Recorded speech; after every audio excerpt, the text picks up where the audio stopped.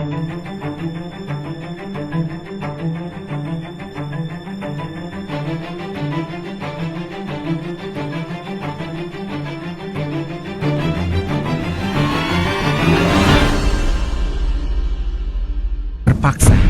untuk berperang demi kaumnya masing-masing. Perperangan saudara antara kaum adat dan kaum Padri terjadi.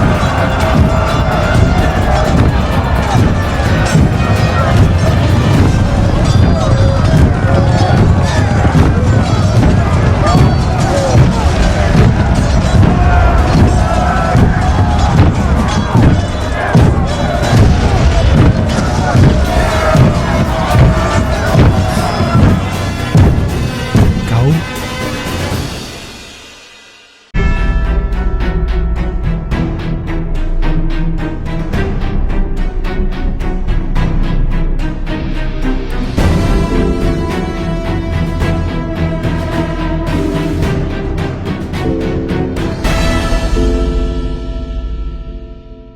Hai guys, selamat datang di video kelompok 1 sejarah. Di video kali ini kami akan membahas tentang Perang Padri, yaitu peristiwa bersejarah yang memiliki panjang cerita yang menarik dan tentunya perjuangan yang kuat. Di sini, kami akan membawa Anda perjalanan kembali ke masa lalu, menjelajahi konflik yang terjadi di Sumatera Barat pada abad ke-19 dan tentunya dampak yang nyata yang dapat kita rasai hingga hari ini. Nah, ketika kita membahas tentang Perang Padri, kita tidak hanya mengeksplorasi tentang pertempuran yang secara terjadi nih, tetapi juga menggali motif yang mendasari konflik ini, kekuatan yang bertentangan, dan juga akibatnya terhadap masyarakat Minangkabau. Kisah ini memiliki semua elemen yang membuatnya layak untuk dijelajahi, seperti konflik politik, persaingan agama, dan tentunya juga kepentingan kolonial yang kuat. Baiklah, sebuah konflik bersejarah yang terjadi di Sumatera Barat pada tahun 1803 sampai dengan 1838. Pada episode pertama ini, kita akan mengenal lebih lanjut tentang perang ini dengan memberikan latar belakang sejarah yang meliputi konteks politik, sosial, dan ekonomi di masa itu. Konteks politik pada masa itu melibatkan peranan Belanda sebagai kekuatan kolonial yang ingin memperluas pengaruhnya di Sumatera Barat. Belanda melihat gerakan Padri sebagai ancaman terhadap kepentingan mereka, karena gerakan ini menentang sistem pemerintahan tradisional yang bekerja sama dengan Belanda. Memanfaatkan konflik internal Minangkabau, Belanda berupaya memperkuat dominasinya dengan mengintervensi peran dan menghukum kelompok-kelompok yang setia pada kepentingan Belanda. Konteks sosial pada masa itu mencerminkan keragaman etnis dan adat istiadat di Sumatera Barat. Meskipun mayoritas masyarakat Minangkabau terdapat kelompok-kelompok etnis lain dan juga tinggal di wilayah ini. Perbedaan sosial juga terjadi dengan adanya kelompok elit yang berkuasa dan memiliki akses terhadap sumber daya.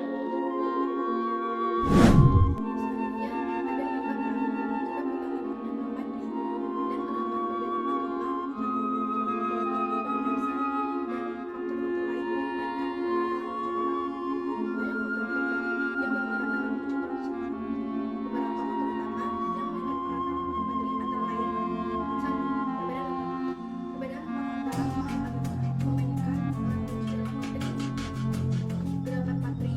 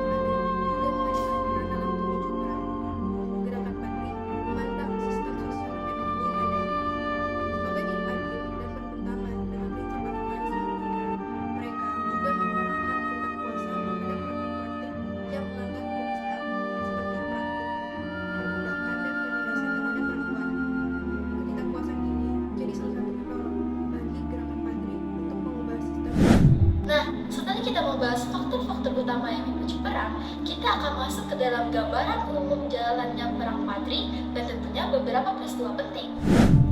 Pemicu awal perang Padri dimulai pada tahun 1803 setelah terjadi perselisihan antara gerakan Padri dengan penguasa lokal, seperti Aditya Warman II dan Sultan Jamaluddin dari Pagaruyung. Perselisihan ini berkembang menjadi bentrokan fisik dan akhirnya memicu konflik sosial lebih besar. Gerakan Padri mulai memperluas pengaruhnya di berbagai daerah di Minangkabau. Mereka mendirikan pusat-pusat kekuasaan baru yang berbasis pada penganut ajaran Islam yang ketat. Beberapa pusat kekuasaan yang paling terkenal adalah Bonjol dan Agam. Pada tahun 1821, Belanda memasuki konflik ini dengan tujuan memperluas pengaruh kolonial mereka di Sumatera Barat. Mereka menduduki wilayah Bonjol yang mulai melancarkan serangan terhadap pertahanan Padri. Benteng Bonjol di bawah kepemimpinan Pangeran Adipati Diponegoro menjadi pusat perlawanan gerakan Padri terhadap serangan Belanda. Pertahanan Bonjol berlangsung selama beberapa tahun dengan serangkaian pengepungan dan serangan balik dari pihak Padri. Pada tahun 1838, Belanda berhasil merebut Bonjol dalam serangan mereka yang terakhir. Hal ini menyebabkan runtuhnya pertahanan terakhir gerakan Padri. Tokoh yang terlibat dalam perang tersebut adalah 1. Tuanku Imam Bonjol. Dia merupakan salah satu pemimpin utama gerakan Padri. Tuanku Imam Bonjol memiliki pengaruh kuat dalam mengorganisir dan memimpin perlawanan terhadap Bonjol. Dia adalah tokoh karismatik yang gigih, mempertahankan kepercayaan dan memimpin pertahanan di benteng Bonjol. Pandangan didasarkan pada keyakinan akan pentingnya penerapan Islam yang ketat dalam masyarakat Minangkabau. Muhammad Syahab atau Tuanku Imam Bonjol adalah pejuang yang berperang melawan Belanda. Ia lahir di Bonjol pada tahun 1772. Ibunya bernama Hamatun dan ayahnya yang bernama Bayanuddin adalah seorang alim ulama dari Sungai Rimbang. Pada tahun 1803 sampai 1833 terjadilah Perang Padri. Awalnya, Perang Padri terjadi karena perbedaan prinsip agama antara kaum Padri terhadap kebiasaan buruk yang dilakukan oleh kaum adat. Kaum adat yang sudah berjanji akan meninggalkan kebiasaan buruk seperti judi dan minum-minuman keras ternyata tidak menepati janji mereka dan membuat kaum Padri marah-marah sehingga terjadilah peperangan. Ketika perang berlangsung dan kaum adat mulai terdesak, mereka meminta bantuan pada Belanda dan berhasil memukul mundur kaum Padri. Kemudian, Belanda membangun benteng pertahanan dengan nama Fort van der Kamelet. Pada tahun 1825, Tuanku Imam Bonjol meneruskan kepemimpinan kaum Padri dan mencoba memulihkan kekuatan dengan merangkul kembali kaum adat, sehingga akhirnya muncul suatu kompromi yang dikenal dengan nama Plakat Puncak Patok. Hal ini menjadi puncak revolusi Islam dalam adat Minangkabau, sekaligus kemenangan bagi kaum Padri. Setelah berakhirnya Perang Diponegoro, Belanda kembali mencoba menundukkan kaum Padri. Namun, Belanda keliru karena kaum Padri dan kaum adat telah bersatu. Menyadari bahwa Belanda harus menghadapi seluruh masyarakat Minangkabau, maka Belanda mengeluarkan pengumuman yang disebut Plakat Panjang. Tahun 1837, benteng Bonjol pun dikuasai oleh Belanda. Tuanku Imam Bonjol yang tertipu akhirnya diasingkan ke Cianjur lalu ke Ambon. Namun, Perang Padri masih berlanjut dengan dipimpin oleh Tuanku Tambusai. Tahun 1841, Tuanku Imam Bonjol dipindahkan lagi ke Minahasa bersama Sultan Saidi, Abu Mahid, dan Baginda Tatami. Imam Bonjol pun dipindahkan lagi ke Desa Kopi, lalu dipindahkan lagi ke Desa Loka, hingga harus hidup jauh dari pengikutnya. Tuanku Imam Bonjol yang merasa sengsara akhirnya wafat pada 6 November tahun 1864 di umurnya yang ke-92 tahun. Tanggal 6 November 1973, Tuanku Imam Bonjol diangkat sebagai pahlawan nasional Indonesia. Selain itu, nama Tuanku Imam Bonjol juga hadir sebagai nama jalan, nama stadion, nama universitas, bahkan pada lembaran Rp5.000 keluaran Bank Indonesia. Inilah pahlawan kita, Tuanku Imam Bonjol, seorang pahlawan nasional Indonesia yang berjasa, seorang pemimpin agama yang bersifat gagah berani membela kebenaran, bertekad kuat, dan pantang menyerah. Hal ini patut ditiru oleh masyarakat Indonesia. 2. Tuanku Nan Receh, seorang panglima perang yang merupakan tokoh penting dalam gerakan Padri. Ia berperan memimpin berbagai pertempuran melawan Belanda. Pandangan didasarkan pada visi menerapkan hukum-hukum Islam secara luas dan menggantikan adat istiadat tradisional Minangkabau. Islam yang ketat. Yang ketiga, Tuanku Tabusan, memimpin padri yang berbasis di tanah datar. Ia memainkan peran penting dalam mengorganisir gerakan padri di wilayah tersebut. Pandangannya mencakup upaya keras untuk menerapkan hukum-hukum Islam dengan cara yang lebih selektif dan menghormati tradisi lokal. Tokoh-tokoh yang memiliki pandangan dan peran yang berbeda dalam perang padri, pihak padri berusaha menerapkan hukum-hukum Islam yang lebih ketat dan menggantikan sistem adat istiadat tradisional dengan peraturan Islam. Sementara Belanda berperan dalam mengamankan kepentingan kolonial mereka di Sumatera Barat dan menekan gerakan padri. Tidak hanya itu, perang padri tentunya menghasilkan dampak yang signifikan dan tentunya berpengaruh dalam sejarah, apalagi terhadap masyarakat Minangkabau atau Sumatera Barat. Apa aja sih dampak-dampak yang dihasilkan oleh perang padri itu? Berikut adalah contoh-contoh. Yang pertama adalah perubahan politik. Setelah kekalahan gerakan padri, Belanda mengonsolidasikan kekuasaan mereka di Sumatera Barat dan mendirikan pemerintahan kolonial. Mereka mengakhiri sistem kekuasaan tradisional Minangkabau tersebut dan menggantikannya dengan administrasi kolonial. Hal ini mempengaruhi tata kelola politik dan struktur kekuasaan di wilayah tersebut. Yang kedua adalah pemerintahan kolonial. Setelah perang padri, Belanda berperan dalam politik dan pemerintahan Sumatera Barat. Mereka memperlakukan kebijakan kolonial seperti pengaturan pajak, pembangunan infrastruktur, dan pengaturan hukum berdasarkan hukum Belanda. Pemberlakuan ini berdampak pada kehidupan sosial, ekonomi, dan politik masyarakat di dalam Minangkabau.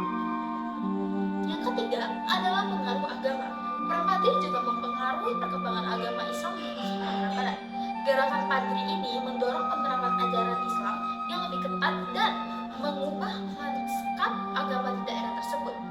Dampak ini masih terasa hingga saat ini dengan pengaruh Islam yang kuat dalam kehidupan masyarakat Minangkabau, seperti yang dapat kita lihat pada zaman sekarang. 4. Perubahan sosial dan budaya. Konflik ini menyebabkan perubahan sosial dan budaya yang signifikan di masyarakat Minangkabau. Pergeseran kekuasaan dari sistem adat tradisional ke tangan Belanda mempengaruhi struktur sosial dan nilai-nilai budaya masyarakat.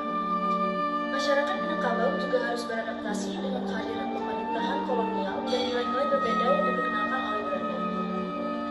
Kelima, perlawanan dan kejayaan lisan. Perang padri menghasilkan tradisi perlawanan dan kejayaan lisan yang kuat dalam sejarah Minangkabau. Cerita-cerita tentang pertempuran heroik dan keberanian para pejuang padri diwariskan sebagai bagian dari warisan budaya masyarakat Minangkabau. Keenam, penyebaran nilai-nilai Islam. Gerakan padri juga berperan dalam penyebaran nilai-nilai agama Islam yang lebih kuat di luar Sumatera Barat. Pejuang padri membawa ajaran Islam dari ideologi gerakan mereka ke wilayah-wilayah lain di Indonesia. Ia memberikan pengaruh yang mendalam pada perkembangan agama Islam di seluruh kepulauan. Tapi di sini kami berakhir dengan sebuah perjalanan yang menarik ke dalam kisah perang padri. Selama video pembahasan ini, kita mempelajari perjuangan, konflik, dan akibat dari perang berdarah dan sedih ini. Tetapi lebih dari itu, kita juga belajar tentang kekuatan tekad, pengorbanan, dan semangat kemanusiaan yang muncul di tengah kekacauan. Melalui kisah-kisah tokoh-tokoh luar biasa yang terlibat di sini, kita temukan sisi-sisi manusiawi yang tak terelakkan. Ada pejuang yang berani, pemimpin yang bijaksana, dan tentunya individu yang terpengaruh oleh kekuasaan, kekerasan, dan tragedi. Sejarah ini mengingatkan kita akan kebutuhan kita untuk saling memahami dan mencari jalan damai dalam menyelesaikan konflik. Perang padri adalah bagian penting dari warisan sejarah kita. Dengan memahami peristiwa ini, kita dapat menjaga dan merawat warisan budaya kita yang sangat kaya. Terlebih lagi, kita dapat menggali pelajaran berharga yang dapat kita terapkan dalam kehidupan sehari-hari, seperti pentingnya toleransi, persaudara, dan penyelesaian masalah. Selamat menjelajahi sejarah.